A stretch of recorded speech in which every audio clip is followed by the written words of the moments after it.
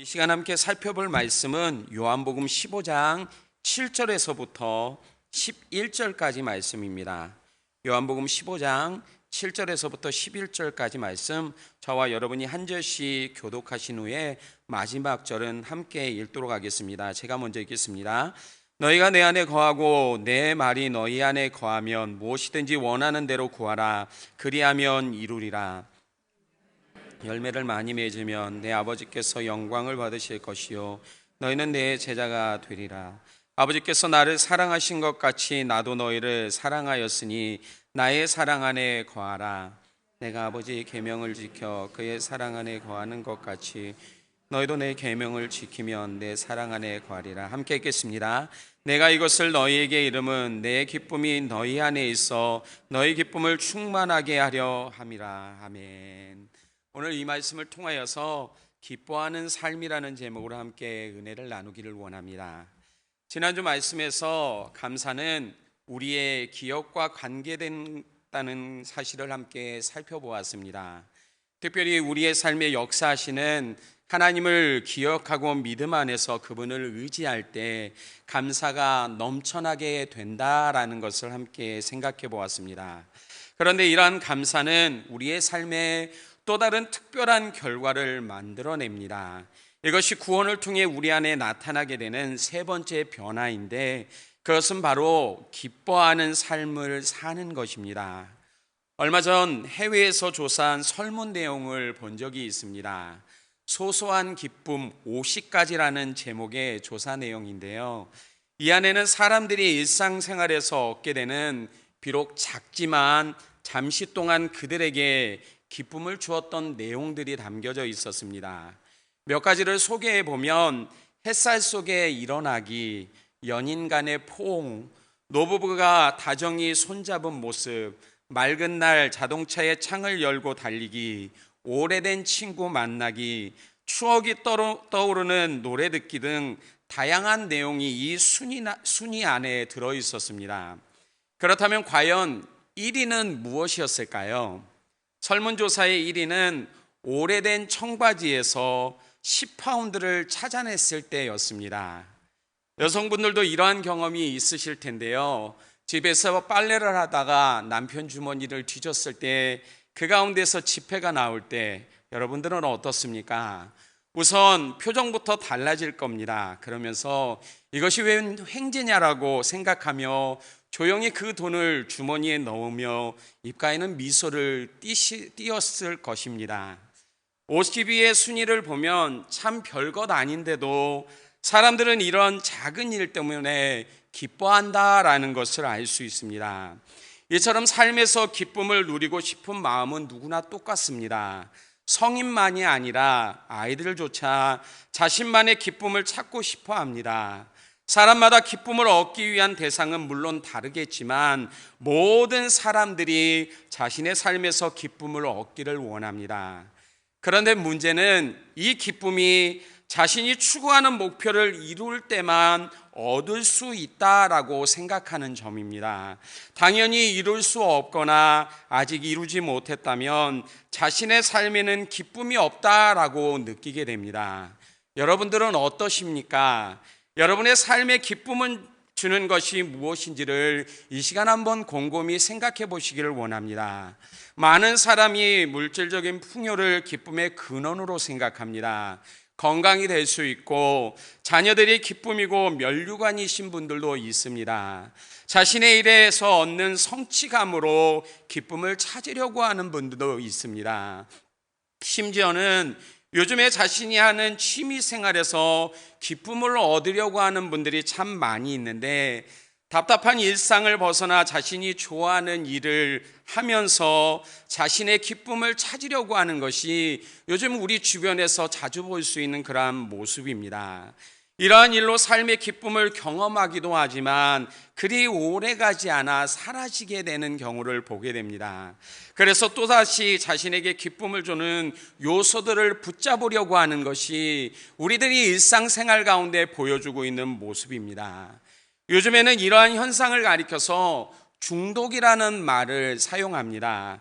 중독이란 이것 없이는 견디지 못하는 병적인 상태를 나타내는 말입니다. 예전에는 술이나 담배, 마약, 도박과 같은 것에 중독이라는 말을 사용했지만 이제는 현대인이 자신의 기쁨과 쾌락을 얻기 위해 집착하는 모든 것을 가리키는 말로 사용하고 있습니다. 예를 들어 일 중독, 쇼핑 중독, 성 중독, 종교 중독 등 다양한 분야에서 이러한 모습이 나타나고 있습니다. 그래서 중독된 사람들은 자신에게 기쁨을 줄 수 있는 대상을 놓지 못하게 됩니다. 혹시 여러분들은 어떠한 것에 중독이 되어 있으십니까? 그런데 이렇게 없는 기쁨이 가진 특징은 영원하지 않다라는 데 있습니다. 결국 사람에게 지속적인 만족감을 주지 못합니다. 그렇지만 온전한 기쁨을 얻을 다른 방법을 알지 못하기 때문에 그것을 또한 내버려 둘 수도 없는 모습을 하고 있습니다.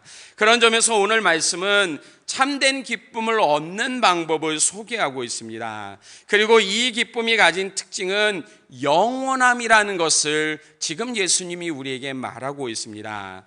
예수님은 지금 제자들에게 한 가지 예를 들으시면서 기쁨에 대한 말씀을 하고 계십니다. 포도나무와 가지에 대한 비유인데요. 그러면서 11절 말씀을 다시 보니까 내가 이것을 너희에게 이름은 내 기쁨이 너희 안에 있어 너희 기쁨을 충만하게 하려 함이다 라고 하십니다. 내 기쁨이 너희 안에 있어 너희 기쁨을 충만하게 하기 위함이다. 예수님은 제자에게 기쁨에 관한 이야기를 하면서 이 기쁨이 가지고 있는 특징이 무엇인지를 말씀하고 있습니다. 두 가지로 볼 수 있는데 하나는 내 기쁨이고 다른 하나는 너희 기쁨을 충만하게 하는 것입니다. 내 기쁨이라는 말은 예수님이 갖고 계신 기쁨이 가진 근원을 말해줍니다. 그리고 이 기쁨을 주시겠다라고 하십니다. 그렇다면 주님 안에 있는 기쁨은 어떠한 것입니까? 우선 기쁨에 대한 이야기를 하기 전에 먼저 고난에 대한 이야기부터 해보도록 하겠습니다.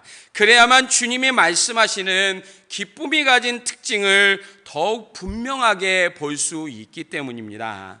성경 인물 중에서 고난을 이야기하면 제일 먼저 떠오르는 사람이 있는데요. 그는 바로 욥이라고 하는 사람입니다. 그의 고난을 간단히 말해보면 하루아침에 10명의 자녀 모두가 죽게 됩니다.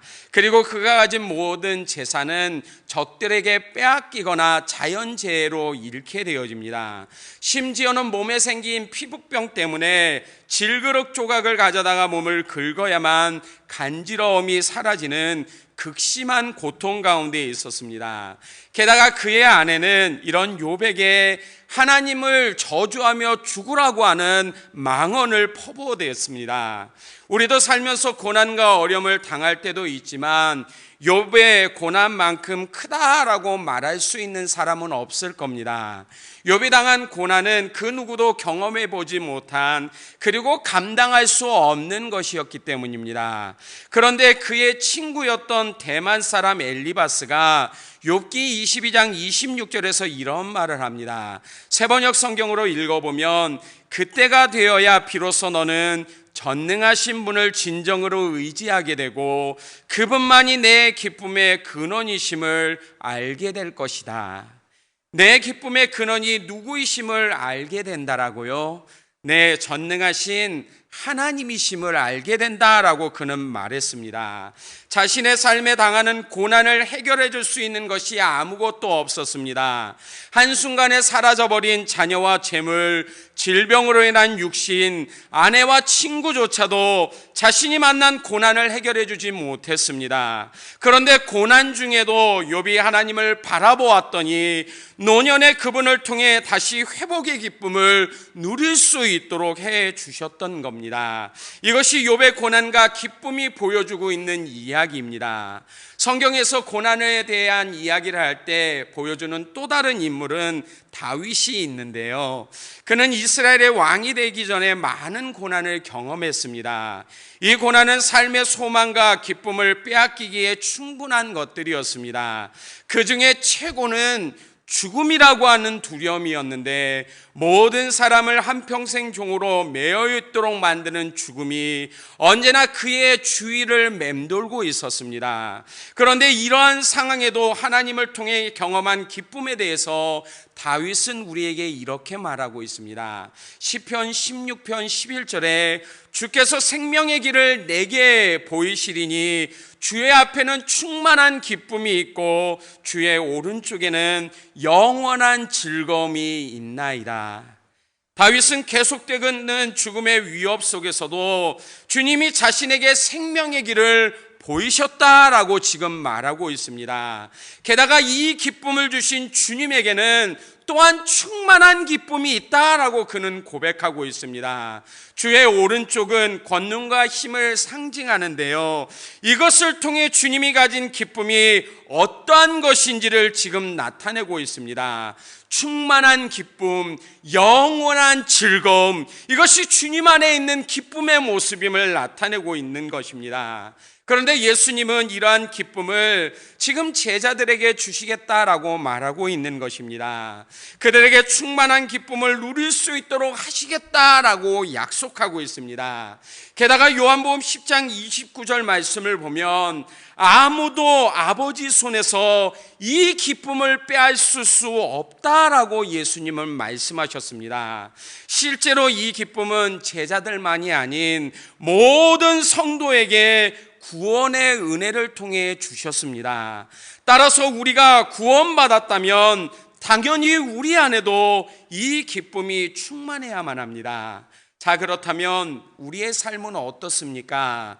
주님이 주신 기쁨으로 충만하십니까? 삶의 여러 가지 어려움을 만나는 일들이 있지만 기쁨을 잃어버리지 않고 있으십니까? 예수님은 누구도 이 기쁨을 빼앗을 수 없다라고 하셨지만 솔직히 우리는 삶에서 기쁨을 잃어버리는 경우가 참으로 많이 있습니다. 물론 여러 가지 원인과 이유가 있지만 오늘 말씀에서는 이러한 우리에게 기쁨을 누리며 유지할 수 있는 방법을 세 가지로 교훈하고 있습니다. 첫 번째는 하나님의 말씀이 우리 안에 있어야 된다라고 말씀하십니다. 7절 말씀에서 예수님은 너희가 내 안에 거하고 내 말이 너희 안에 거하면 무엇이든지 원하는 대로 구하라 그리하면 이루리라 라고 말씀하셨습니다. 이 말씀에서 반복적으로 사용되는 동사가 있는데 이것은 거하다라고 말하는 헬라어 단어 메노라고 하는 단어입니다. 그런데 이 단어는 일시적으로 머물러 있는 것이 아니라 지속적으로 주님 안에 있는 것을 나타냅니다. 계속해서 이 안에 머물러 있어야 한다라고 하는 뜻입니다. 그런데 예수님은 이 말씀에서 지금 내 안에 거하는 것과 내 말이 너희 안에 거하는 것을 같은 의미로 설명하고 있습니다. 이것은 나는 주님 안에 있습니다 라고 말하면서 그분의 말씀이 내 안에 없다면 주님이 그의 삶에 거하고 있지 않다라는 것을 나타내는 말입니다. 그렇다면 하나님의 말씀에 순종하지 않는 것은 주님 안에 풍성한 기쁨과 영원한 즐거움이 있어도 이것을 실제로 우리가 삶 가운데 경험할 수 없다라고 하는 것을 말해줍니다. 실제로 성도가 삶에서 기쁨을 누리지 못하는 이유가 여기에 있습니다. 우리는 살면서 하나님의 말씀과 세상의 방식과 주장 안에서 갈팡질팡하는 경우가 의외로 많이 있습니다. 마치 옷가게를 운영하면서 손익계산을 따져보고 자신에게 유익이 되는 쪽을 선택하는 것처럼 하나님의 말씀 앞에서도 같은 일을 행하고 있다라는 말입니다. 그런데 우리가 가진 눈으로는 하나님의 말씀보다 세상의 것들을 더 좋아할 수밖에 없습니다. 왜냐하면 우리의 눈은 우리의 마음과 연결되어져 있기 때문입니다. 하나님은 원수되었던 우리를 예수님의 죽으심과 부활하심을 통해 구원하시고 자녀 삼아 주셨습니다. 아멘. 그러나 우리 안에는 여전히 죄의 습관들이 남아 있습니다. 이 습관들이 얼마나 강력한지 우리가 이것을 인식하기도 전에 우리의 생각과 마음을 지배해 버립니다. 그래서 하나님 안에 있는 참되고 진실한 것을 볼 수 없도록 만들어 버립니다. 이 사실을 잘 알았던 사도 바울은 그래서 데살로니가전서 5장 17절에서 쉬지 말고 기도하라는 말을 한 겁니다. 우리가 늘 깨어서 하나님께 기도하면서 그분의 선하심과 인자하심과 그리고 진실하심을 알게 될 때 우리가 주님의 말씀 안에 거하기를 더욱더 사모할 수 있게 된다라고 말하고 있는 것입니다. 물론 하나님의 말씀을 깨닫도록 하시는 분은 성령님이십니다. 그런데 구하고 찾고 두드리는 자에게 응답하시겠다라고 말씀하신 것처럼 말씀을 더욱더 사모하게 될 때 이 안에서 우리에게 주시는 기쁨을 경험하게 되는 것입니다. 내 말이 너희 안에 거하면 무엇이든지 원하는 대로 구하라 그리하면 이루리라 라고 하는 이 말씀도 더욱 이 사실을 우리에게 강하게 증명하고 있는 것입니다. 여러분, 요셉과 다니엘의 삶에 나타났던 특징이 무엇인지 아십니까? 그것은 하나님이 그들을 범사에 형통하게 하셨다라는 겁니다. 이들의 삶의 특징은 노예였고 포로였습니다. 그들은 현재 상황에서 삶의 기쁨과 낙을 누릴 수 없었던 그러한 상황이었습니다. 그런데 이들에게 하나님이 형통함의 복을 주셨습니다. 그래서 욥은 애굽의 총리로, 다니엘은 바벨론의 총리 중에 가장 높은 자로 세워주셨습니다. 이것이 하나님의 말씀 안에 거하는 자가 누리게 될 복과 은혜입니다. 그렇다면 말씀을 따라 순종하는 우리의 삶에도 이러한 은혜를 하나님은 베풀어 주십니다.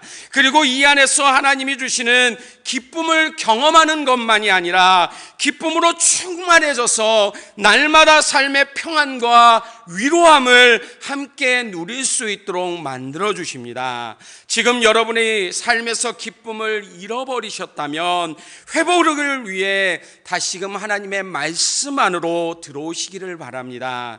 그리고 말씀에 순종함으로 하나님의 역사를 경험할 수 있는 은혜가 우리 가운데 있기를 주님의 이름으로 축복합니다.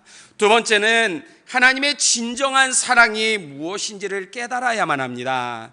우리는 살면서 사랑이 가진 의미를 제대로 이해하지 못하는 경우가 참 많습니다. 예를 들어 어린 시절 일찍 부모님을 잃으신 분을 제외하고는 대부분 나를 위해 쏟는 부모님의 사랑을 어느 시기가 되기까지는 제대로 알지 못합니다. 그래서 때로는 지나친 간섭이라고 생각하고 불평하거나 대들기도 하며 심하면 평생을 등을 쥐고 사는 경우도 우리 가운데 나타납니다. 그러다가 부모님의 임종과 함께 더 이상 볼 수 없을 때가 되면 우리는 그분들과의 옛 추억을 떠올리며 비로소 나를 향한 부모님의 사랑을 깨닫게 되고 아파하는 모습을 갖게 됩니다. 그래서 이러한 일을 경험한 분들은 가까운 사람 중에 아직도 부모님이 살아계시다면 그들을 향해 자주 하는 말이 있습니다. 부모님이 살아계실 때 잘하라고, 나중에 후회하지 말라라고 하는 충고 아닌 조언을 하는 모습을 볼 수 있습니다. 오늘 구절 말씀에서 예수님은 아버지께서 나를 사랑하신 것 같이 나도 너희를 사랑하였으니 나의 사랑 안에 거할 것을 당부하고 있습니다. 그러면서 자신 안에 있는 사랑의 근원이 아버지이신 성부 하나님이심을 강조하고 있습니다.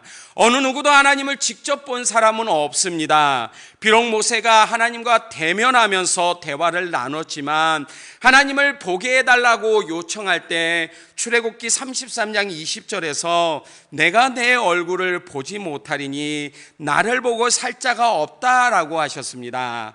하지만 하나님은 자신의 사랑을 통해 사람들에게 볼 수 있도록 하셨습니다. 하나님의 사랑을 보여주신 가장 커다란 사건이 바로 독생자이신 예수님을 세상 가운데 보내신 일이었습니다. 그로 말미암아 우리에게 보이신 사랑이 무엇인지를 알도록 하셨습니다.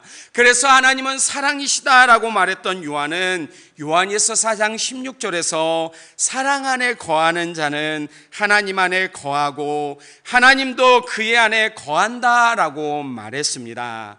그러면서 하나님의 사랑을 아는 자의 삶을 나타나는 모습이 요한일서 4장 7절과 8절에서 사랑은 하나님께 속한 것이니 사랑하는 자마다 하나님께로부터 나서 하나님을 알고 사랑하지 아니하는 자는 하나님을 알지 못하나니 이는 하나님은 사랑이시다라고 말하고 있습니다. 여러분에게는 이 사랑이 있습니까? 독생자 예수님을 통해 우리에게 구원을 베푸신 값없이 주시는 그분의 사랑을 알고 오늘도 하나님을 바라보는 이러한 삶의 모습이 지금 우리 가운데 있으십니까? 이 사랑을 아는 사람은 기뻐할 수밖에 없습니다. 왜냐하면 다른 어떠한 것도 이 기쁨을 빼앗을 수 없기 때문입니다. 그래서 사도 바울은 빌립보서 4장 4절에서 주 안에서 항상 기뻐하라, 내가 다시 말하노니 기뻐하라 라고 말했던 겁니다. 바울은 이 글을 쓸 때 로마 감옥에 갇혀 있었습니다. 기뻐할 수 있는 조건이 전혀 없었던 거지요. 그런데도 그는 기뻐하라고 말하는 것뿐만 아니라 항상 기뻐하라 라고 당부하고 있었습니다. 그가 가진 기쁨의 배경은 자신의 현재 상황이나 환경이 아니었습니다. 물론 현재 상황이 그가 가진 기쁨을 빼앗기에 충분했습니다. 그런데도 기뻐할 수 있었던 건, 그리고 빌립보 지역의 성도들에게 항상 기뻐하라라고 말할 수 있었던 이유가 그가 하나님의 사랑을 알고 있었기 때문입니다. 이 사랑은 변함이 없고 끝이 없는 사랑입니다. 그래서 바울은 로마서 8장 39절에서 다른 어떠한 피조물이라도 우리를 우리 주 그리스도 예수 안에 있는 하나님의 사랑에서 끊을 수 없다라고 그는 말했던 겁니다. 그렇다면 우리도 이 사랑을 깨달을 수 있어야만 합니다. 그래야만 어떠한 상황 가운데서도 흔들리지 않게 되어집니다. 여기서 흔들리지 않는다라는 말은 고난과 어려움이 닥쳐와도 하나님의 날개 아래 숨어서 그분이 주시는 기쁨을 누릴 수 있다라고 하는 뜻을 말해주는 겁니다. 이것이 우리의 삶이 될 수 있기를 기대합니다. 그래서 하나님의 사랑 안에 더욱 깊이 뿌리를 내리며 살 수 있는 저와 여러분이 될 수 있기를 주님의 이름으로 간절히 축원합니다. 마지막으로 이 사랑을 깨닫기 위해 우리는 계명을 지켜야만 합니다. 우리 함께 10절 말씀을 같이 읽어보도록 하겠습니다. 같이 읽겠습니다. 내가 아버지의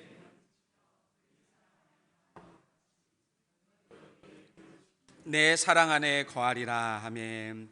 우리 주님은 앞절에서 아버지가 나를 사랑한 것 같이 내가 너희를 사랑한다라고 하셨고, 여기서도 내 아버지의 계명을 지켜 그의 사랑 안에 거한 것 같이 너희도 내 계명을 지키라라고 말씀하고 있습니다. 여기서 주님은 우리에게 두 가지의 본을 보여주고 있습니다. 자신이 아버지의 계명에 순종하셨으므로 제자들도 그분의 계명에 순종할 수 있다라고 말씀합니다. 사랑도 마찬가지입니다. 주님이 우리를 사랑하셨으므로 서로 사랑하라는 계명을 지키는 것이 마땅하다라고 지금 말하고 있습니다. 이것이 계명을 지킴으로 그분의 사랑 안에 거하는 방식이고, 이 일을 통해 주님이 주시는 기쁨을 삶 속에서 경험할 수 있게 되어지는 것입니다. 우리는 자신이 하는 일이 잘 될 때면 의기양양합니다. 그러나 반대로 시련이 닥칠 때면 의기소침해집니다. 이것은 삶에서 진정한 기쁨을 누리고 있지 못하다라고 하는 뜻입니다. 그러나 구원을 통해 우리 가운데 주신 기쁨은 요동치는 파도 위에서도 우뚝 솟아 있습니다. 이 기쁨은 예수님과 일관된 삶에서 나오는 것이기 때문입니다. 우리의 삶이 그분이 보여주신 삶과 한데 묶여 있을 때 그분은 우리를 파도 가운데 침몰하지 않도록 도와주십니다. 역경을 뚫고 나갈 수 있게 하십니다. 우리를 삼키려고 하는 파도에 끌려가지 않도록 대신 풍성한 기쁨을 누릴 수 있도록 우리의 삶을 인도하시며 보호하시는 분이심을 말씀하고 있습니다. 이것이 구원받은 성도가 예수님 안에서 누리게 될 진정한 기쁨입니다. 이 기쁨은 계속해서 우리에게 온전한 삶을 살도록 격려합니다. 바로 주님과 동행하는 삶을 말입니다. 믿음 안에서 참된 기쁨을 누리시기를 원하십니까? 오늘도 주님이 주신 기쁨으로 충만해져서 날마다 이 기쁨 가운데 온전히 주님을 바라보기를 원하고 계십니까? 그렇다면 날마다 하나님의 말씀을 우리의 마음판에 새기고 나를 향한 그분의 사랑이 무엇인지를 더욱 깊이 깨달을 수 있는 삶이 되어지길 원합니다. 또한 계명인 하나님의 말씀에 순종함으로 말미암아 날마다 우리 가운데 하나님이 기뻐하시는 그 열매를 맺고 주님 안에 거함으로 말미암아 오늘도 우리에게 이 기쁨을 주시겠다라고 약속하는 것처럼 그것을 누릴 수 있는 저와 여러분의 삶이 되어지길 원합니다. 그럴 때 주님은 우리를 기쁨 가운데 회복시켜 주십니다. 또한 이 기쁨을 누구도 빼앗을 수 없습니다. 날마다 풍성하기 때문에 우리는 오늘도 주님의 다시 오심을 기다릴 수 있는 이러한 삶을 살아갈 수 있게 되어지는 것입니다. 우리의 삶이 이러한 기쁨으로 충만해질 수 있는 이러한 복된 은혜가 우리 가운데 매 순간 나타날 수 있기를 주님의 이름으로 간절히 축원합니다. 기도하겠습니다.